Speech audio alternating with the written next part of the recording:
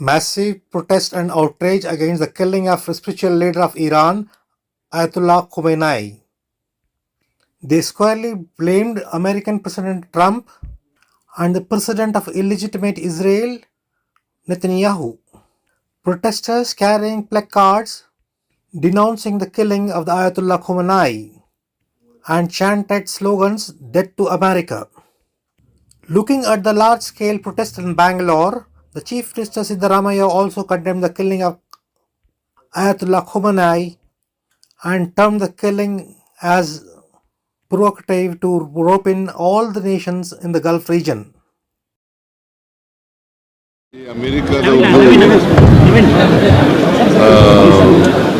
ನನ್ನ ಪ್ರಕಾರ ಖಮೇನಿ ಮೇಲೆ ಮಾಡಿರ್ತಕ್ಕಂಥ ವಾರ ಇದೆಯಲ್ಲ, ಇರಾನ್ ಮೇಲೆ ಮಾಡಿರ್ತಕ್ಕಂಥ ವಾರ ಅನಗತ್ಯವಾದದ್ದು.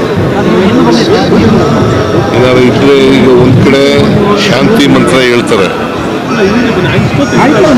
ಅಮೆರಿಕದ ಟ್ರಂಪ್, ಇನ್ನೊಂದು ಕಡೆ ಯುದ್ಧ ಮಾಡ್ತಾರೆ. ಇದು ತದ್ವಿರುದ್ಧವಾದಂಥ ನಿಲುವು.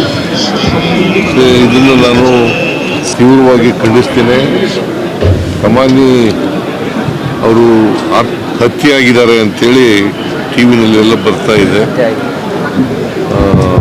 ಇದು ಖಂಡನೀಯವಾದಂಥ ಇದು. ಮತ್ತು ಅವರ ಆತ್ಮಕ್ಕೆ ಚಿರಶಾಂತಿ ದೊರಕಲಿ ಅಂತೇಳಿ. ನೀನು ಕೇಳಿಸ್ತಾ ಇಲ್ವಾ? ಇನ್ನೂ ವಯಸ್ಸಾಗಿಲ್ವಲ್ಲ ಏನಿದೆ ಬಸವರಾಜು. ಖಮೇನಿ ಹತ್ಯೆ ಆಗಿದೆ, ಅವರ ಆತ್ಮಕ್ಕೆ ಚಿರಶಾಂತಿ ದೊರಕಲಿ ಅಂತೇಳಿ ನಾನು ಪ್ರಾರ್ಥನೆ ಮಾಡ್ತೇನೆ. आज हमारा सबसे बड़ा गमगीन दिन है। रमज़ान के महीने में आयतुल्लाह अली खामेनी को शहीद कर दिया गया और खुलेआम बॉम्ब पड़ रहे हैं। मुझे समझ में नहीं आता अमेरिका और इसराइल को हक कौन दिया है। और आपने देखा है चंद सालों से गाजा फलस्तीनियन को क्यों मोर देन 1 लाख से ज़्यादा फलस्तीनियन ख़त्म किया। 1 लाख से काउंट है, 2 लाख भी हो सकते हैं, 3 लाख भी हो सकते हैं। और सीज़फायर होने के बाद भी वो बॉम्ब करते आ रहे हैं।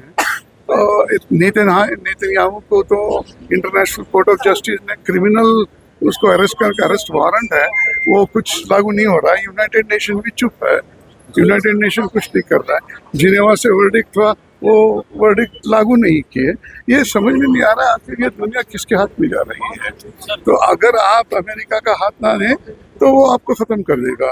होते होते होते होते तो वेनेजुला ले लिया, क्यूबा ले लिया, ग्रीनलैंड क्यूबा लेने वाला है। ग्रीनलैंड चाहिए उसको। वो Iraq weapons of mass destruction क्या हुआ, मिले क्या उसको? नहीं मिले। इराक तबाह हुआ, सीरिया तबाह हुआ, यमन तबाह हुआ, लेबनान तबाह हुआ, इजिप्ट भी पहले चंद साल पहले तबाह हुआ। ऐसे होते होते होते वो किसी को चैन से जीने नहीं दे रहा। अगर हम सब चैन से जीना चाहते हैं तो एक इकट्ठा होना चाहिए। और अरब नेशंस ने गलती की, उन्होंने बेजस दे दिया। तो ईरान ने बेजस को मारा है और बेजस को मारते मारते जो मिसाइल को इंटरसेप्ट होता है, वो इंटरसेप्ट होते ही वो दूसरी जगह जाके डेब्री पड़ती है। वो डेब्री जाके चंद सिविलियन पॉपुलेशन में पड़ी है। वो उनका मंशा सिविलियंस को मारने का नहीं है। Only the US basis. आप यूएस बेसिस क्यों दे पाए? What is the need to give US basis? US basis दिया और टैक्टिकली क्या किया, पूरे उसके फोर्सेस को वहाँ से निकाल दिया।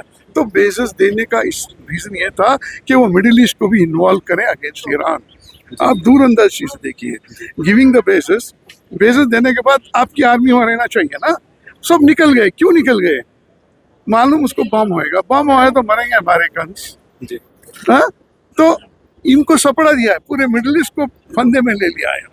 तो क्या पैगाम देना चाहिए? मैं एक पैगाम देना चाहूँ, अमन चाहिए, अमन। और हिंदुस्तान के प्राइम मिनिस्टर को मैं गुजारिश करता हूँ कि आप अच्छे दोस्त हैं मिस्टर ट्रम्प के, मिस्टर नेतन्याहू के, और ईरान से भी अच्छे रिलेशनशिप है। आप आगे आकर पीस लाइए। This is required immediately. Immediate peace required है। आप कर सकते हैं काम। और हिंदुस्तान की इज्जत पूरी दुनिया में। मेहरबानी से हमको इमीडिएट पीस चाहिए और ईरान के इंटरनल इश्यूज में कोई इंटरफेयर नहीं होना है। वो दूसरों के इसमें इंटरफेयर नहीं होता है। आप क्यों इंटरफेयर होते हैं? रेजिम चेंज कौन है आप बोलने वाले? Who are you to ask for a regime change? What is wrong? वो आपका काम करते जा रहे हैं। तो वी नीड पीस। इंशाल्लाह हम जहाँ भी नॉन वायलेंस है सत्याग्रह है उसके साथ हम हैं। अरब ममालिक के लिए क्या कहना चाहिए? मेरा नाम है आगा सुल्तान। अरब ममालिक के लिए क्या कहना देखिए जो अरब मालिकों से मैं गुजारिश करना चाहता हूँ कि जो गलती बेइज्जत दे के हो गई, अब तो वेकअप करो। ईरान आज है, कल आपका नंबर भी होएगा।